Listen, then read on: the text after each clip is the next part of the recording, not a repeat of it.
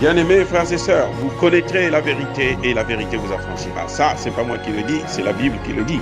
Mais moi, je vous dis mieux. Vous connaîtrez la vérité historique, notamment celle de vos ancêtres kémites, et vous aurez une vision globale de ce que c'est que la vraie souveraineté politique. J'ajoute, vous reviendrez à la spiritualité africaine ancestrale et vous comprendrez les enjeux de l'indépendance économique.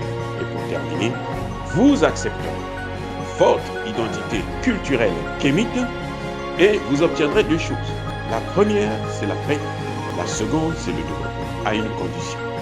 L'unité de toute l'Afrique noire, l'unité de tous les Noirs du monde entier. Ok, à tous, bienvenue sur la chaîne des panafricanistes, par essence, par conviction et par excellence. Celle des citoyens kémites par nécessité et obligation de combat. Nous sommes une chaîne qui n'est guidée que par nos ancêtres et rien que par les ancêtres qui appartiennent à l'égrégore du monde noir.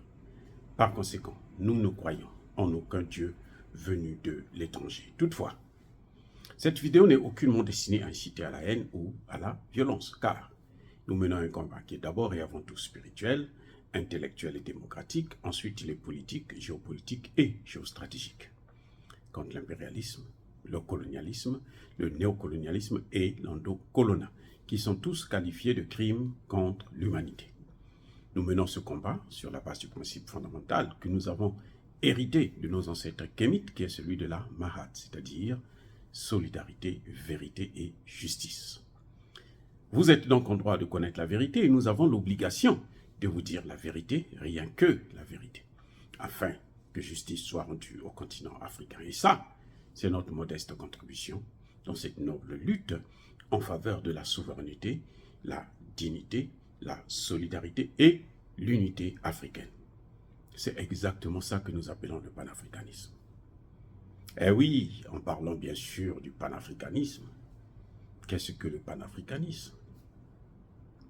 Le Togo est en train d'organiser le 9e ou 10e congrès panafricaniste au monde. Donc, quand vous entendez le Togo organise le congrès des panafricanistes, on se dit, ah, les Togolais sont devenus des... Enfin, je ne parle pas de la population togolaise, je parle des dirigeants togolais, et Yadema, et son gouvernement, ils sont devenus, du jour au lendemain, des panafricanistes. Alors, mais, que j'ai entendu ça, j'ai dit, mais attendez, et Yadema est devenu panafricaniste. Ah, oh, ah, mais je ne savais pas. Depuis quand? Qui a fait de lui un panafricaniste? Vous savez c'est qui? Emmanuel Macron. Eh oui, Emmanuel Macron a décrété que Yadema est maintenant panafricaniste. Que le gouvernement de Yadema, son ministre des Affaires étrangères, c'est panafricaniste. Vous savez, ce qui est en train de se passer au Togo depuis le 22, lundi 22 mai, oui, 22 mai, ce n'est pas le panafricanisme, c'est la France-Afrique. Emmanuel Macron a peur du panafricanisme. Emmanuel Macron a peur du panafricanisme. La seule chose qui donne, qui fait tourner la tête d'Emmanuel Macron, il ne dort pas là, aujourd'hui, là, à cause du panafricanisme et des panafricanistes. Donc, Emmanuel Macron cherche des moyens, soit pour le contrôler, soit pour le torpiller et l'écraser.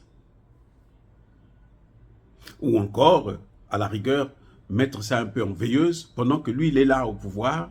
Quand il va partir, bon, il va donner le flambeau à quelqu'un d'autre qui va essayer de voir comment lui aussi peut venir pour détruire.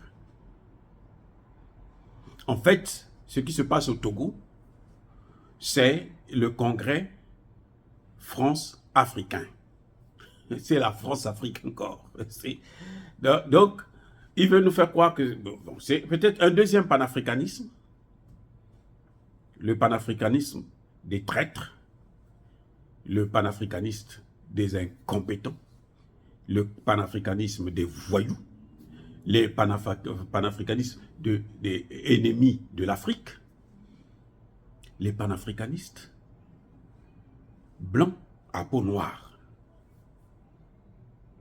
Ceux-là qui, les chevals de Troie, les serpillères, les paillassons d'Emmanuel Macron.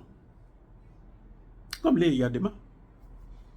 Ce que vous voyez là, c'est exactement ce que Emmanuel Macron a fait avec, vous savez quoi? Avec le franc CFA.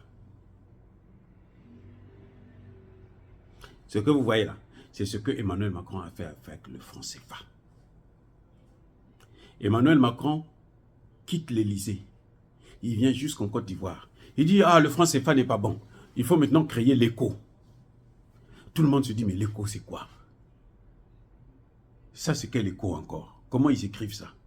Non, c'est le même écho, ECOWAS, des pays ouest-africains. Avec le Nigeria, le Ghana et toute la monnaie qu'ils avaient écrit. Il prend le nom, il donne le même nom et il change de contenu. C'est lui qui change. Hein. Et Diar, son autre serpillière là, de Côte d'Ivoire, à Ouattara, de soutenir ça. Ouattara dit que non, nous on s'est entendu avec Emmanuel Macron pour créer le CFA. Mais attendez, Emmanuel Macron est qui pour s'ingérer dans la création d'une monnaie africaine commune?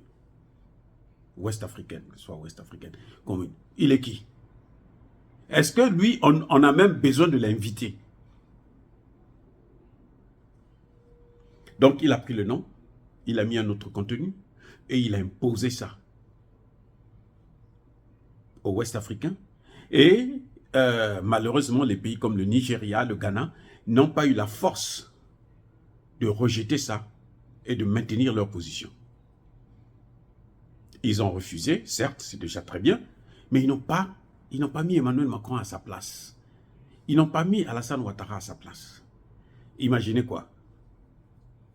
Le Togo non plus n'a pas dit un mot. Le Togo a accepté ça. Le Togo est pour. Les pays qui ont refusé sont les pays anglophones, c'est-à-dire le Nigeria et le Ghana notamment, qui ont dit non, nous on ne rentre pas dans ça. Votre sphère là, nous on n'est pas là-dedans. Parce que le Nigeria est économiquement équivalent, sinon mieux que la France. Oui, le Nigeria n'a pas une dette. La France a une dette qui s'élève à 111% du pays, de son PIB. 3 000 milliards. Alors que l'Afrique, y compris le Nigeria, 54 États, ils ont à peine 800 milliards. Donc, le Nigeria, économiquement, se porte beaucoup mieux que la France. Même si eux, les Français, les médias de la propagande et du mensonge ne le disent pas, mais nous, on voit les faits sont là. La France, elle, doit 3 000 milliards. L'Afrique, y compris le Nigeria, doit 800 milliards. Il n'y a pas photo. Donc, c'est exactement le même phénomène qu'ils ont reproduit. Comme ça a marché avec l'écho. Vous voyez, ils ont renvoyé ça maintenant à 2027. Emmanuel Macron ne sera même plus là.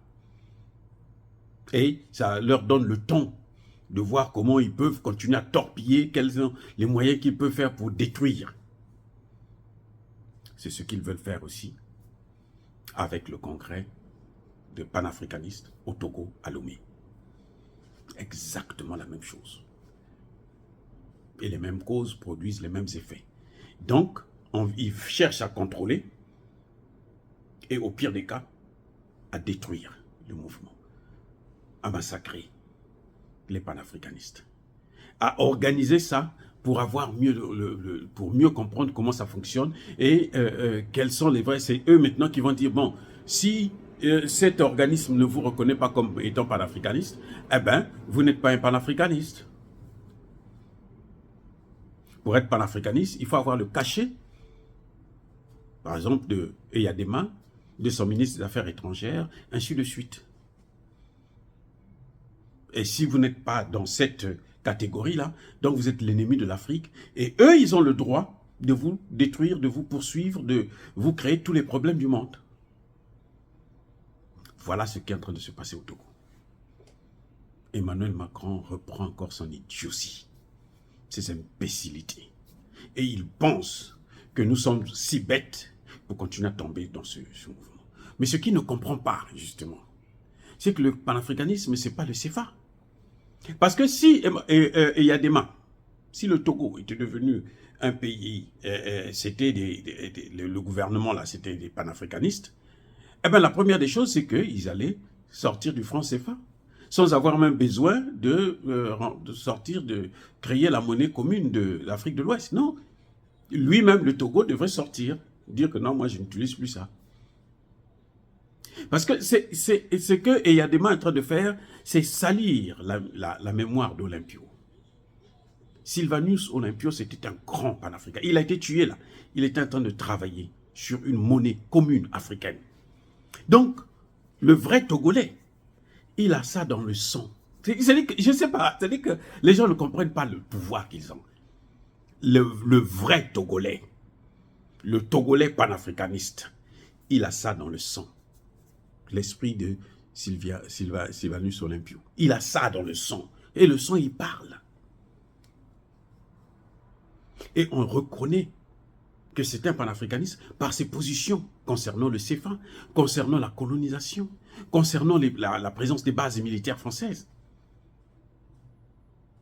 Il y a un journaliste, l'ancien ambassadeur togolais en Allemagne, quand il vous parle, vous savez que ça, c'est un panafricaniste. C'est-à-dire que vous n'avez même pas de doute, vous vous reconnaissez en lui et vous sentez proche. Vous sentez que vous êtes de la même famille. Parce que quand il vous parle, les sujets qu'il soulève, les idées qu'il soulève, c'est exactement ce que nous soulevons. Alors qu'on ne s'est jamais vu, on ne s'est jamais parlé, mais on se reconnaît parce que on voit ça. Oui, ça c'est il est mien. Mais c'est pas Eyadema. C'est un dictateur déjà. Il est là au pouvoir depuis trop longtemps. Son père était là pendant très longtemps. Il est mort au pouvoir. Et ça continue. C'est la dynastie.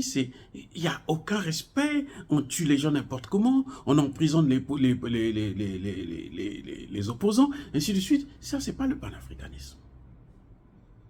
Le panafricanisme, c'est l'unité africaine. Le panafricanisme, c'est la souveraineté africaine. Le panafricanisme, c'est la souveraineté monétaire. Le panafricanisme, c'est la souveraineté militaire. On a vu, c'est vrai, que Eyadema a lutté pour sortir le Mali, lever les sanctions. Mais il avait voté ces sanctions-là d'abord.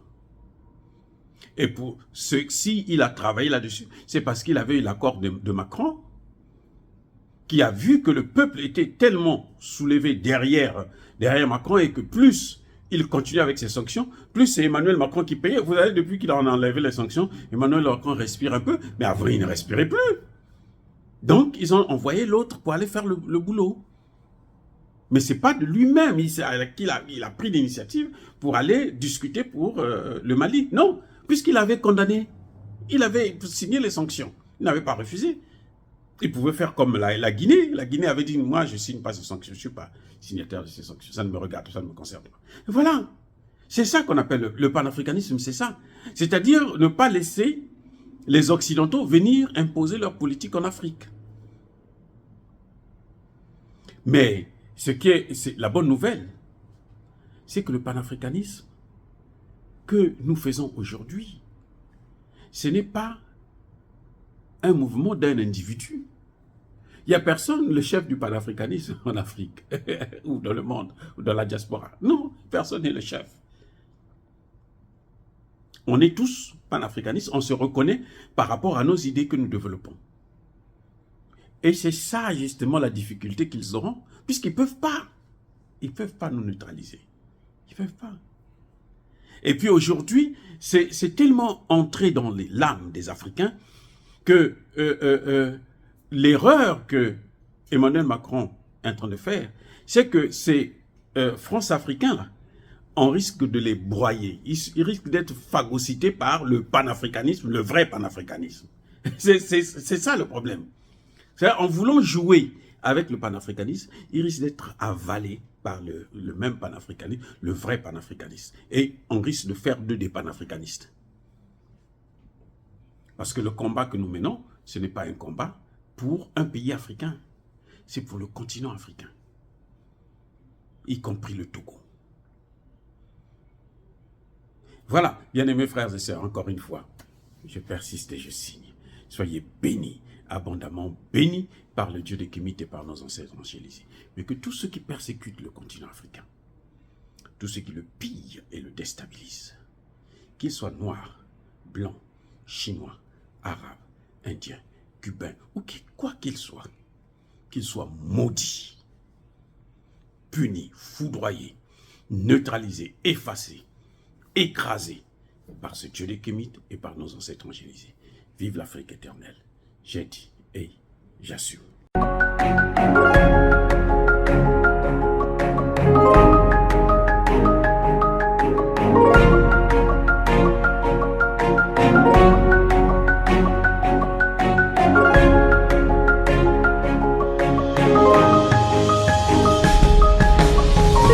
Eux, ils marchent par la foi et non par la vue. Mais moi, je vous conseille vivement de marcher par la connaissance scientifique et historique, notamment celle de nos ancêtres kémites, par les 5 sens et par l'intelligence. À vous, à Pierre.